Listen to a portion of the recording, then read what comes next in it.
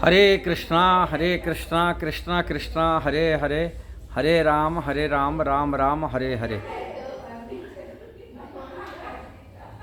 आज जो स्वामी राघवाचार्य की कमेंट्री में आंगुली दिखाने का जो इस्कॉन के ऊपर किए कि गौड़ीय परंपरा ऊपर किए, ये गौड़ीय परंपरा के ऊपर आज को बहुत पहले से आंगुली मध्य भी ऐसा ही कई वैष्णव भक्त लोग उठाए थे।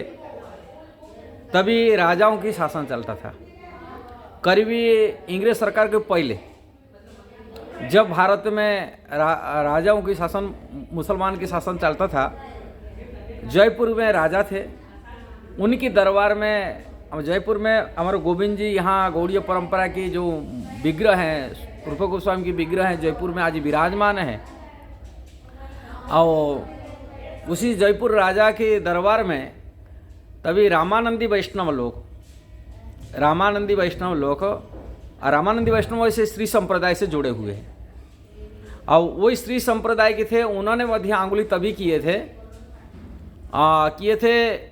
ये जो गौड़ीय परंपरा है, और ये परंपरा माध्वाचार्य परंपरा का खंडित नहीं है, ये नहीं है, इनको कोई इनकी प्रामाणिक की कोई ग्रंथ भी नहीं है। जैसे ही सभी आचार्यों की टीका होता है, वेदांत तो ऊपर भाष्य होता है, वो भाष्य उनके पास कोई मूलभूत भाष्य नहीं है। गौड़ीय परंपरा के मूलभूत भाष्य नहीं। कारण भगवान श्री चैतन्य महाप्रभु जो लीला कर रहे थे, उन्होंने गौड़ीय परंपरा की ये सिद्धांत में उन्होंने अपना सिद्धांत, कोई नया सिद्धांत नहीं बताए। उन्होंने जो पूर्ववर्ती आचार्य थे, चारों वैष्णव परंपरा की, सभी परंपरा की दो शिक्षा उन्होंने अपना अंदर में लेके आए थे।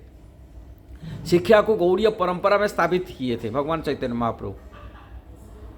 जैसा ही सिद्धांत क्या है, जैसे ही शंकराचार्य की अद्वैतवाद सिद्धांत है, और माध्वाचार्य को अलग अलग, किसी की विशिष्ट अद्वैतवाद, किसी द्वैताद्वैत भाव, अलग अलग जो सिद्धांत जो वैष्णव आचार्यों का था, किंतु वो सारी सिद्धांत को मूलभूत एक ही सिद्धांत रूप में प्रस्तुत किए थे भगवान चैतन्य महाप्रभु। और सभी सिद्धांतों सारभूत उन्होंने चीज़ अपनी परंपरा में, शिक्षा में, दर्शन में दिए।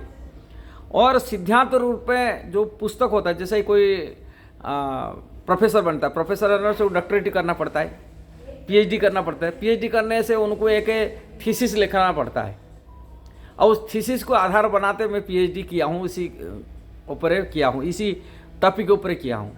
ऐसे ये परंपरा की एक थीसिस बुक जिसको कहते, जो वेदांत माने कमेंट्री है, टीका है, वो कमेंट्री ये परंपरा में कुछ नया नहीं है। भगवान चैतन्य महाप्रभु कहते श्रीमद् भागवतम हमारा कमेंट्री टीका है। वेदांत की कमेंट्री जो टीका है, वेदांत की जो भाष्य है, वो श्रीमद् भागवतम, और जो स्वयं ये परंपरा में वेदव्यास ही वर्णन किए हैं। समस्त वैदिक शास्त्रों की सार, समस्त पुराण की सार, वेदांत की सार कमेंट्री श्रीमद् भागवत पुराण है।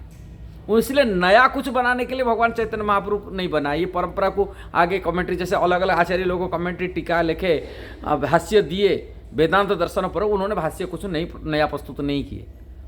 जिस कारण ये परंपरा इसी हिसाब से था, श्रीमद् भागवत को मूल आधार माना गया था। किंतु जो आंगुली देखा है कहाँ, आज को 250 साल पहले, 200-250 साल पहले, जब विश्वनाथ चक्रवर्ती ठाकुर यहाँ वृंदावन में विराजमान करते थे, उसी समय उन्होंने गौड़ीय परंपरा ऊपर आंगुली दिखाए, रामानंदी वैष्णव लोग।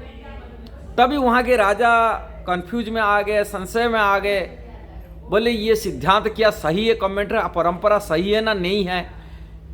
और उसको प्रमाण कराने के लिए उन्होंने विश्वनाथ चक्रवर्ती ठाकुर को बुलवाए।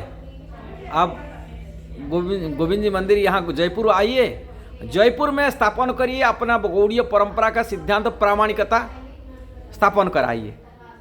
तब विश्वनाथ चक्रवर्ती ठाकुर बहुत वयोवृद्ध हो गए थे। वयस वृद्ध होने के नाते संभव पर नहीं था जाने के लिए जयपुर।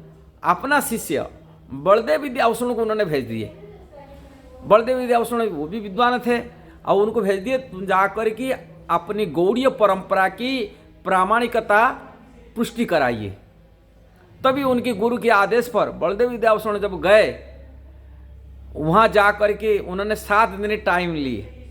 उन्होंने वही बताए राज्यसभा में जो रामानंदी वैष्णव लोग थे, जो उन्होंने अंगुली दिखाए थे गौड़ीय परंपरा कोई सिद्धांत नहीं, कोई परंपरा की क्या प्रूफ है, इनकी कोई थीसिस नहीं ना, जो वैष्णव दर्शन जो सिद्धांत जो वेदांत दर्शन ऊपर कोई कमेंट्री नहीं है, टीका नहीं है, मैं कैसे मानूंगे प्रामाणिकता उनके पास क्या है।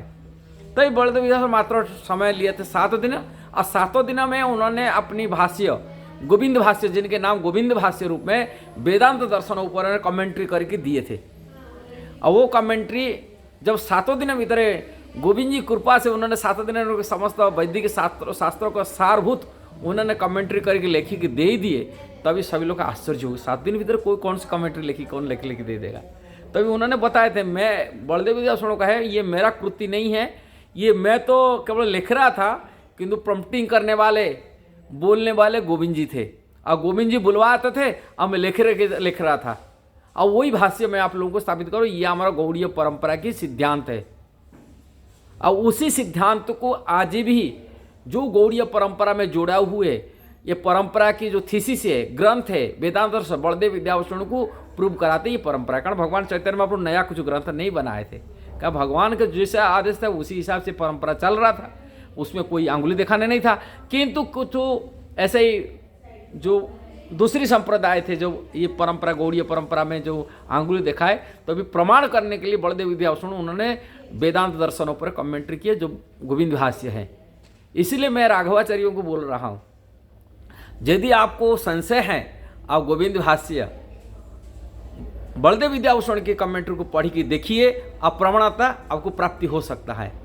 ये ऐसा ही मनगढ़ंत बात कर देने नहीं, गौड़ीय परंपरा अंदर घुसिए, जानिए गौड़ीय परंपरा क्या होता है। का भगवान श्री चैतन्य महाप्रभु का ये परंपरा है, चैतन्य महाप्रभु का शिक्षा है, और साक्षात कृष्णा कलि युग में जो लीला किए, अपनी सोमाधुर्य श्रीमती राधारानी का भाव को रूप लेकर लीला किए, राधारानी का भाव, उनका जो भक्ति पराकृष्ट, और वो रस को आस्वादन किए भगवान श्री गौरांग महाप्रभु में, कृष्ण की आस्वादन किए ये लीला को। इसी लीला को जब तक आस्वादन नहीं करेंगे तब भक्ति का पराकाष्ठ, भक्ति का जो सिद्धांत वो वंचित ही रह जाएंगे। यही बात इसमें कहने का यही तात्पर्य, गौड़ीय परंपरा, गौड़ीय जो सिद्धांत है सर्व उत्कृष्ट सर्वोपरि है, कोई माने या ना माने, हाँ जो सिद्धांत तो सिद्धांत है। बहुत लोग इनको इग्नोर करते हैं, मायावादी लोग को नहीं मानते, अवैष्णव लोग को नहीं मानते।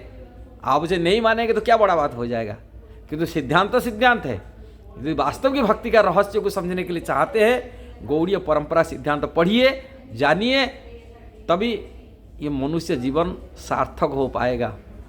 आप भगवान की प्रेमा भक्ति को प्राप्त कर सकते, कृष्ण की, राधा कृष्ण की प्रेमा भक्ति प्राप्ति कर पाएंगे, नहीं तो वंचित रह जाएंगे जीवन में, कभी प्राप्ति हो नहीं पाएंगे। द्वेष भावना रखने से, ईर्षा भावना रखने से, ऐसे अंगुली करने से कभी प्राप्ति नहीं हो पाएगा। इस वीडियो सही लगा जरूर इसको शेयर करना, सब्सक्राइब करना, लाइक कमेंट देना। हरे कृष्णा।